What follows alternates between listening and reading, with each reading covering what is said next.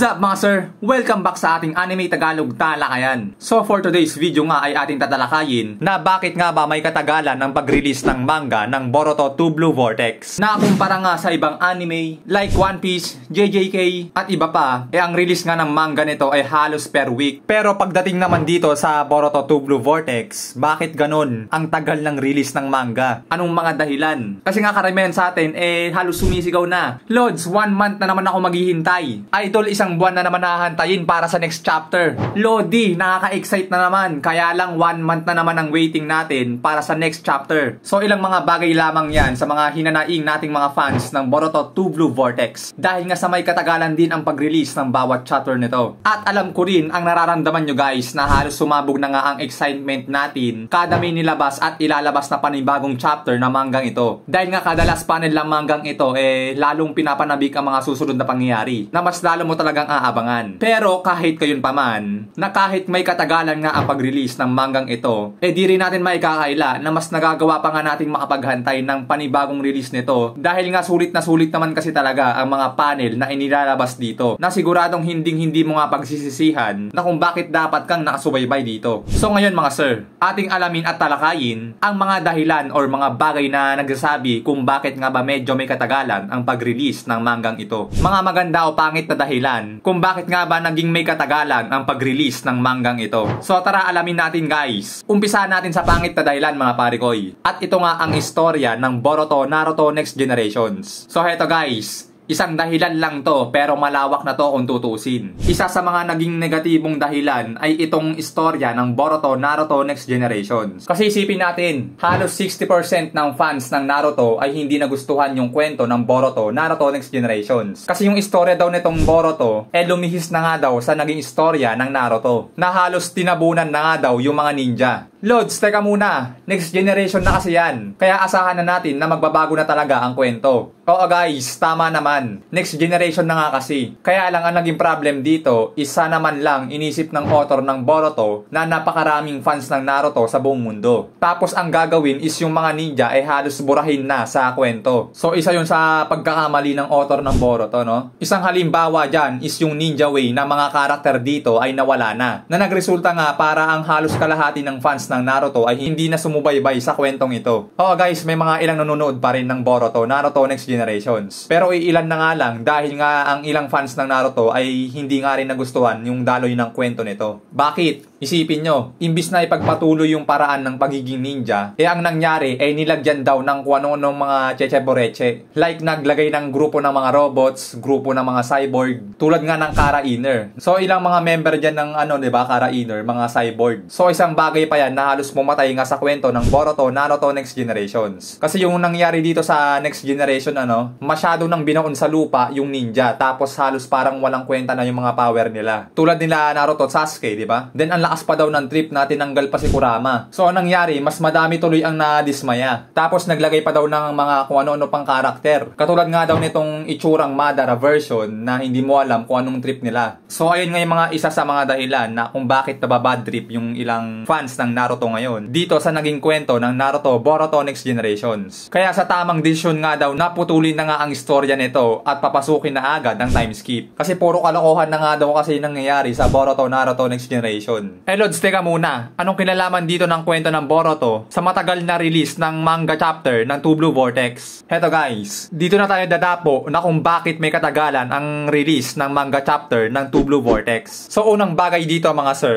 is napakaraming kailangang i-adjust ngayon sa kwento ng time skip. Lalo't nagbalik na rin kasi si Kishimoto at siya na ang humawak sa Boruto 2 Blue Vortex. Yes guys, yung humawak kasi ng kwento ng Boruto Naruto Next Generation ay hindi naman si Kishimoto. Kaya nga nung pumasok yung Boruto 2 Blue Vortex yung nangyari bigla itong nag-boom sa internet world. Yung Cold Boruto, napakaangas, parang Sasuke lang mga sir. Na nagsasabi nga rin na mukhang binabalik na nga ni Kishimoto ang ninja way dito sa time skip na halos nawala na nga sa kwento ng Boruto Naruto Naruto Next Generations na naging mga robot, cyborg na nga ang mga nilalang dito. So nagets nyo naman na siguro guys kung ano yung mga moves na ginagawa ni Kishimoto ngayon dito. Ibig sabihin lang, inuunti-unti nang alisin ni Kishimoto yung mga Kenkoy na pinaglalalagay sa Boruto. At unti-unti niya na rin binabalik ang ninja way na kinalakihan na nga natin noon. Kaya ngayon nga mga pare koy, dito rin natin mauunawaan na kung bakit nga yung karamihan ng Naruto fans ay hindi nagustuhan ng kwento ng Boruto Naruto Next Generations. Kasi may punto rin naman no, tulad nitong kamukha ni Madara. So anong ang trip mo dyan? Bakit mo ginawa yan? Katulad pa nitong kamukha ni Plankton. So anong trip daw ng author dyan? Bakit nila ginawa yan? Kaya imbis na maaangas na parte ng Boruto ang lumalabas sa social media, ang nangyari tuloy, naging meme ito o naging katatawanan sa mga tao. Tapos si Sarada, nilagyan pa daw ng salamin. So ano nga ba daw trip ng author ng Boruto Naruto Next Generation at bakit nilagyan daw ng salamin si Sarada? Na mukhang isa nga sa magiging problema ni Kishimoto ngayon sa time skip. Dahil nga dito sa time skip, 'di ba? Manggeki Sharingan na si Sarada. So ang awkward naman daw na nakamanggeki Sharingan ka tapos nakasalamin ka pa. So ilan lamang 'yan guys sa mga negatibong dahilan kung bakit nga medyo may katagalan ang release ng time skip manga. Dahil ngayon sa naging kwento ng Boruto na ginawa daw Kenkoy, kaya pagdating dito sa time skip na si Kishimoto nang humawak, napakarami niya tuloy kailangang i-adjust sa kwento. Na kailangan talagang pag-isipan ni Kishimoto yung bawat chapter na i-release niya dito. Kaya ganun na lang katagal yung release ng bawat chapter ng time skip dito mga pare koy. At syempre bukod dyan, bukod sa maraming bagay ang dapat i-adjust sa kwento ng time skip, isang bagay pa dito is yung Minato one-shot manga. Yes guys, bukod sa time skip to Blue Vortex na si Kishimoto na nga ang humahawak, isa din kasi sa pinagkakaabalahan ni Kishimoto is itong Minato one-shot manga o ang backstory ni Minato Namikaze. So isipin nyo guys kung gaano ka-busy si Kishimoto ngayon no? Habang inaasikaso ni Kishimoto yung time skip ng apo ni Minato na si Boruto, galing sabay naman yan, ginagawa na din ni Kishimoto yung backstory ni Minato. Grabe ba no? Magkasabay na inaasikaso yung future story ni Boruto at ang past story ni Minato.